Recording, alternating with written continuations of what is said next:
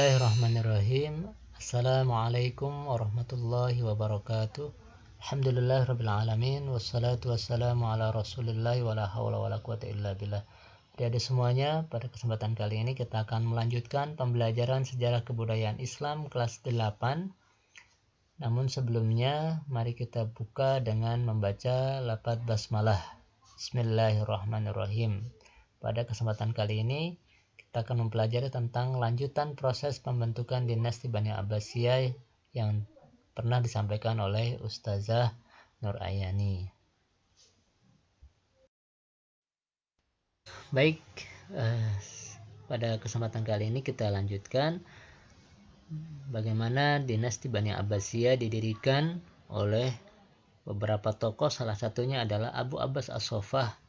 Diberi julukan As-Soffah karena beliau pada kesempatan pemberontakan itu berani menumpahkan darah dan tidak segan-segan untuk membunuh orang-orang yang menghalangi untuk pembentukan dinasti Bani Abbasiyah itu, karena memang mereka merasa bahwa kepemimpinan dinasti Bani Umayyah terutama adalah khalifah terakhirnya merupakan khalifah yang tidak adil terhadap masyarakat atau warga yang dikuasai oleh dinasti Bani Umayyah. Maka kemudian muncullah pertumpahan darah, pemberontakan yang dilakukan oleh beberapa tokoh, salah satunya adalah Abu Abbas As-Soffah.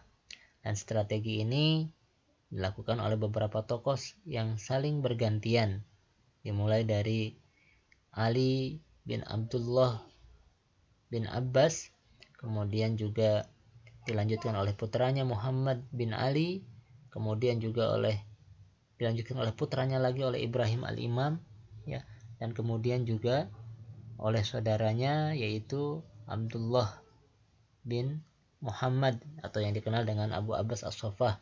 Dan setelah mereka kemudian ada kota-kota penting dalam pembentukan dinasti Bani Abbasiyah. Salah satunya adalah kota Humaimah sebagai pusat perencanaan organisasi di mana salah seorang tokoh bernama Ali bin Abdullah bin Abbas merencanakan berbagai hal tentang bagaimana menggulingkan pemerintahan dinasti Bani Umayyah yang dianggap tidak adil. Kemudian ada lagi kota Kufah sebagai kota penghubung dengan kota-kota lainnya, yang kemudian kota Kufah inilah yang dijadikan sebagai pusat pemerintahan pertama di mana khalifah dinasti Bani Abbasiyah pertama dibaiat dan diangkat di kota Kufah ini. Kemudian juga ada kota Khurasan di mana pergerakan pemberontakan besar di kota Khurasan ini yang dipimpin oleh Abu Muslim Al-Khurasani sebagai panglima dari Abu Abbas As-Soffah. Pergerakan dari pemberontakan yang dilakukan oleh keluarga dari Bani Abbas jadi mulai dengan pergerakan di masa Umar bin Abdul Aziz pada saat pemerintahan dinasti Bani Umayyah yang dianggap longgar, yang kemudian ini dimanfaatkan oleh Ali bin Abdullah bin Al-Abbas, cucu dari Abbas bin Abdul Muthalib, yang kemudian melakukan gerakan tersembunyi atau gerakan bawah tanah, yang kemudian akhirnya menyusun berbagai strategi, kekuatan-kekuatan, bahkan kemudian merekrut golongan-golongan dari luar. Dan ini semuanya direncanakan di kota Al-Humaimah.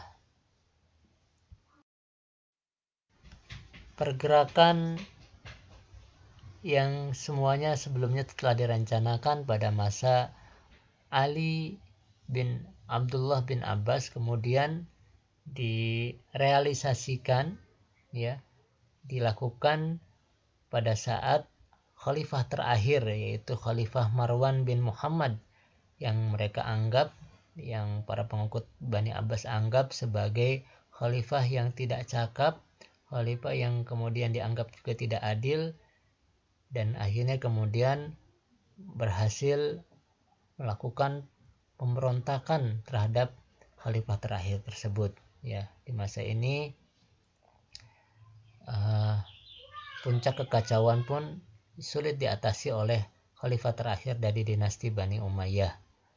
Kemudian gerakan Bani Abbasiyah ini ya dilakukan oleh Muhammad bin Ali yang kemudian dilanjutkan oleh putranya yang bernama Ibrahim al-Imam dengan mengangkat yang tadi disebutkan sebagai penggerak ya panglima yang berhasil merekrut banyak orang, yaitu Abu Muslim al-Khurasani sebagai panglima perangnya.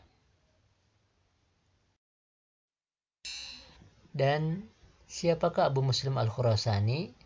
Di zamannya Ibrahim al-Imam atau Ibrahim bin Muhammad, pemuda berusia 19 tahun ini adalah seorang yang punya kemampuan untuk merekrut ya, menarik simpati masyarakat di sekitar 60 desa ya.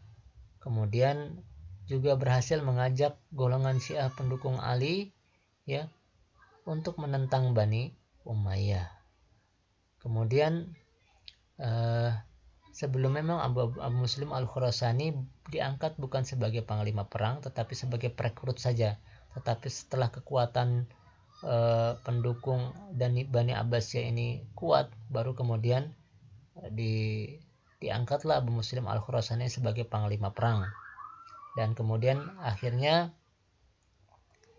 Abu Muslim al-Khurasani atas perintah Ibrahim al-Imam berhasil menguasai kota Al-Khurasan ya, dan kemudian menyingkirkan para pendukung dinasti Bani Umayyah, sehingga kemudian akhirnya Marwan bin Muhammad sebagai khalifah Bani Umayyah yang terakhir melihat gerakan ini dan kemudian akhirnya menangkap Ibrahim al-Imam, kemudian di penjara hingga akhirnya kemudian Ibrahim al-Imam pun wafat.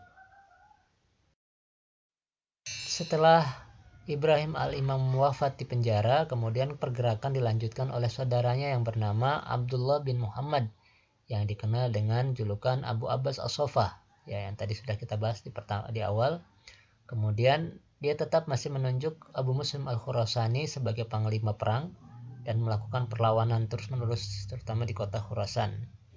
Dan setelah Abu Muslim al-Khurasani menguasai kota Kufah, kemudian mereka pun mengangkat Abu Abbas as-Saffah atau Abdullah bin Muhammad ya nama lengkapnya sebagai khalifah pertama di dinasti Bani Abbasiyah. Ya, ada beberapa tokoh penting pendiri dinasti Bani Abbas. Alhamdulillahirrahmanirrahim. Demikian bagaimana proses terbentuknya kepemimpinan dinasti Bani Abbasiyah, dan diangkatlah sebagai khalifah pertama tadi adalah Abu Abbas as-Saffah atau nama lengkapnya adalah Abdullah bin Muhammad bin Ali bin Abdullah bin Abbas bin Abdul Muttalib ya. Beliau adalah khalifah pertama yang mendapat julukan Abu Abbas as-Saffah, dan akhirnya kemudian berdirilah dinasti Bani Abbasiyah ini yang pertama kali di kota Kufah, nanti akan berpindah ibu kotanya menuju kota Baghdad.